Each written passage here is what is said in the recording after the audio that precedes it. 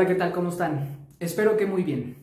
Hoy voy a hablar del psicólogo Hans Eysenck, un psicólogo muy importante del siglo pasado para el estudio de la investigación científica en psicología. Él realizó diferentes estudios, por ejemplo, la efectividad en la psicoterapia de diferentes enfoques, principalmente la psicoanalítica. Hizo también estudios sobre la efectividad de la terapia conductual, también sobre la influencia de la inteligencia en la toma de decisiones, como también ciertos factores en el desarrollo de la personalidad.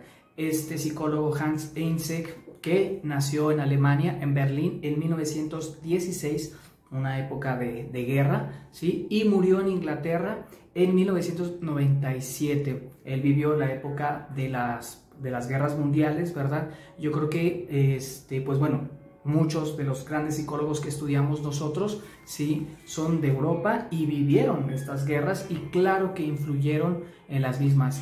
Vivió en una época en donde había una enorme disputa por cuál era la corriente hegemónica en ese momento, porque pues todos sabemos que en Europa era muy promulgada la psicoterapia psicoanalítica hecha por Sigmund Freud. Bueno, él era muy crítico de este enfoque y digamos, él promovía la efectividad de la terapia conductual.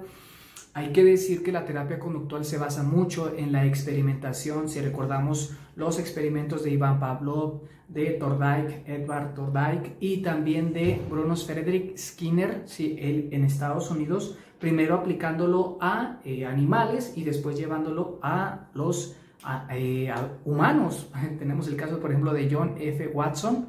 Él llegó a hacer experimentos con niños de cómo se producían las fobias. Entonces hay que decirlo, la terapia conductual está muy basada en la experimentación.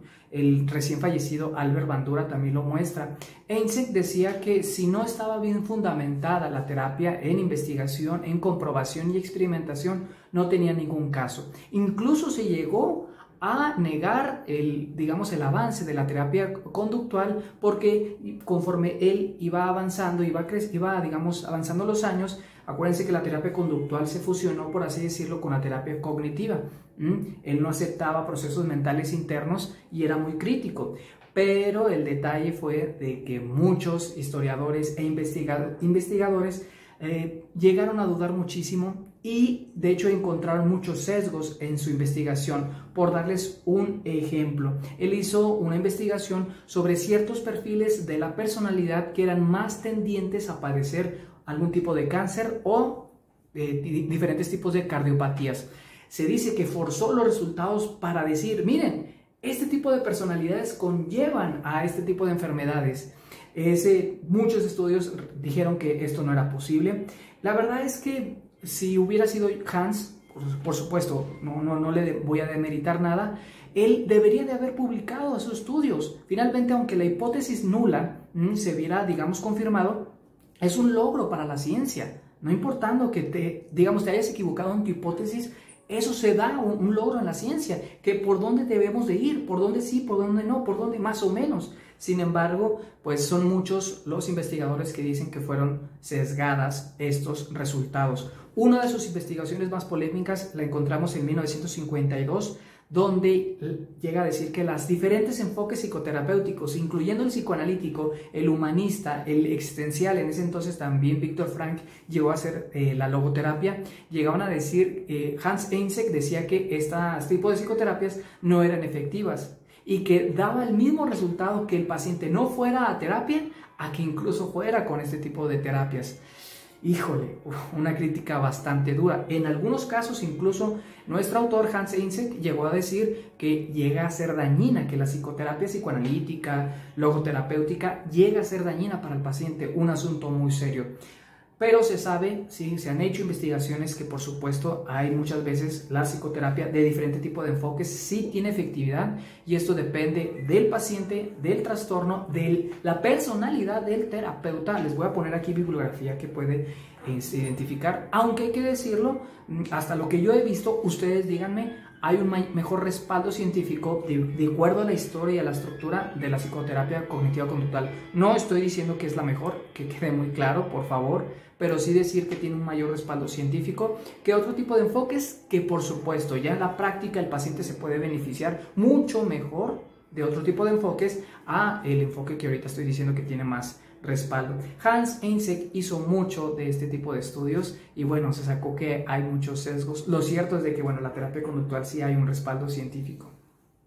Uno de sus principales aportes es la teoría de los factores psicobiológicos en la personalidad. Él de hecho describió 3 grandes factores psicobiológicos en la personalidad, que en este caso son la extraversión. La extraversión pues lo dice todo, el cómo la persona manifiesta sus emociones, si es hacia afuera o hacia adentro. Hacia adentro sería, pues digamos, uno de los polos sería la introversión y hacia afuera sería la extroversión.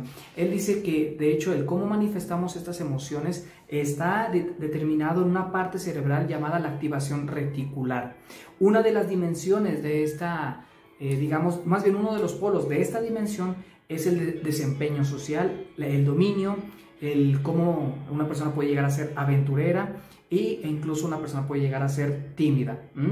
La segunda dimensión es el neuroticismo. ¿Qué es el neuroticismo? El cómo la persona maneja sus emociones dentro de sí, ¿sale? Que, digamos, en la parte del polo más saludable sería una persona controlada a nivel emocional, una persona adaptada socialmente, porque también ha sabido manejar de manera interna sus emociones. Y en la parte más baja, es decir, en el otro polo extremo, puede ser una persona neurótica, una persona que no sabe controlar sus emociones, grita, hace berrinches, ¿sí? Y no estoy hablando nada más de niños, sino también de adultos. Los adultos, muchos adultos hacen berrinches. Y estaríamos hablando de una persona neurótica. Aquí estamos hablando, según Hans Eysenck, de un problema en el sistema nervioso autónomo, que sí puede tener cierta lógica. Sabemos que el sistema nervioso autónomo es el que maneja finalmente los órganos vitales, ¿verdad? Que nos llevan, de hecho, pues a tener una mayor alerta, ¿no? ¿Sí? En este caso, una persona neurótica está en alerta constantemente sin haber tanta necesidad. Y bueno, la tercera dimensión que él describió es el psicoticismo. Es una de las dimensiones más criticadas del autor y él habla de cómo manejamos la impulsividad y la agresividad. En el polo más saludable estamos hablando de una persona que tiene cierto dominio, que tiene cierto control hacia los demás, que toma iniciativa, ¿no? Que es impulsiva, pero digamos que lo canaliza para el bien en los deportes, en el baile, en el arte, ¿no? Y una persona que no canaliza bien estos impulsos agresivos, pues llega a tener incluso una psicosis. Es muy criticada porque, bueno, sabemos hoy en día que los trastornos psicóticos no necesariamente hablan de que somos así todos, sino que ya es un trastorno, ¿no? De alguien que incluso tiene factores heredados. Eso sí, la personalidad sabemos hoy en día que tiene siempre, digamos, una base biológica y una parte psicoambiental, ¿no? La parte biológica pues nos dice que heredamos, una parte de nuestra personalidad es heredada. Hoy sabemos que la introversión o extroversión en parte es heredado, ¿sí? Esto le llamamos de hecho el temperamento, a comparación del carácter, que es la parte que se va moldeando, que se adquiere con las vivencias que tenemos con nuestros padres. Bueno, Eysenck es uno de los primeros autores en describir la parte psicobiológica de nuestra personalidad. Ya por último, ¿sí? También Eysenck es muy criticado porque llegó a digamos, a fomentar las terapias de la aversión digamos, pues a los gustos homosexuales. Estamos hablando de la década de 1970, todavía era una época donde se estaba viendo, sí, estábamos viendo si la homosexualidad era un trastorno o no. Recordar que en el DSM-1 y DSM-2 todavía se ponía a esta orientación como un trastorno. Y Eysenck pues era uno de los partidarios en decir que esto era un trastorno que debía ser tratado por métodos aversivos, por métodos conductuales. Si alguien ha visto la película La Naranja Mecánica, estamos hablando de una terapia aversiva, en este caso la película hacia la agresividad. Bueno, pues en este caso Eysenck lo ponía con las personas homosexuales para que les diera aversión sus propios gustos. ¿Sí? Fue muy criticado por esto. Hoy sabemos que esta situación, esta condición humana es simplemente pues una orientación como cualquier otra. Sí, espero que todos los colegas con los que me ven vean esta situación de la orientación homosexual como una condición. Bueno, pero hay que saber historia y hay que entender que, bueno, la investigación, pues tenemos que ser fríos. Y vuelvo a lo mismo, si tu hipótesis nula es la que tomó relevancia o es la que más bien tu investigación resultó eso, o sea, tu hipótesis de trabajo no resultó, también es bueno publicar cuáles no fueron los resultados que tú querías, ¿verdad? Pero bueno, ¿tú qué piensas? Te agradezco mucho tu atención, espero haberte aportado. Nuevamente aquí abajo voy a poner la información, la bibliografía con la que saqué esta información. Te agradezco mucho tu atención, tu like, tu suscripción y ya sabes, pues hay que ser certeros en nuestra investigación. ¿Para qué? Pues para que estar bien, creo yo. Hasta luego.